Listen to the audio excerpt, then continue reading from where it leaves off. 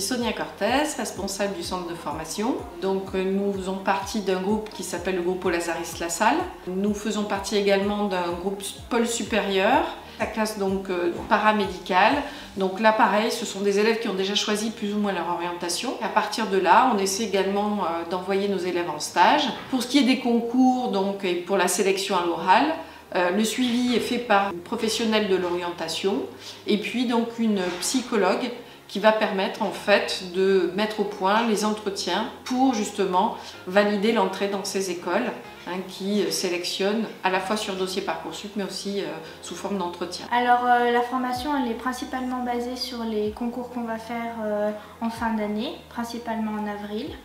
On a des cours d'entretien, des cours de psychologie, des cours de biologie et des cours de français pour nous aider à préparer principalement les écrits et entretiens de certaines écoles. Dans les 4 matières, les professeurs ils sont à notre écoute, on est accompagné que ce soit dans les cours et dans le projet professionnel, dans tous les cas ils nous aident pour qu'on puisse réussir le mieux possible. Alors les atouts de la formation, c'est le fait qu'on soit pas beaucoup, le fait que les profs soient proches de nous, qu'on puisse rester dans les salles après les cours. L'emploi du temps aussi, il est bien. Au niveau du taux d'intégration, en fonction des classes.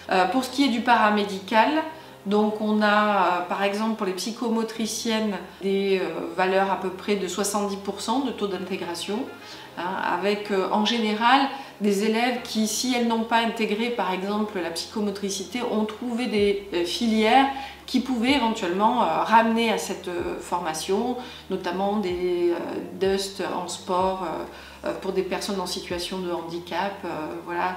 Donc des filières qui se rapprochent en fait de ce qu'elles voulaient faire et donc avec la possibilité de revenir vers cette formation. Pour ce qui est des orthophonistes, donc là on est autour de 25%, sachant qu'il y a énormément de demandes en termes de d'écoles et qu'il y a peu d'élus. Et puis pour tout ce qui est orthoptie et audioprothèse, en fait on est quasiment à 100% pour les ergothérapeutes aussi.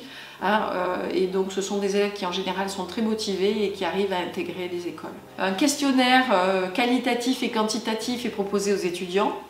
Et donc pour l'année dernière, donc, le retour qui en a été fait, ça a été donc une note sur 5, donc 4,6 pour ce qui est de la qualité des cours et 4,7 sur 5 pour ce qui est donc de l'ensemble, de l'ambiance et du centre de formation.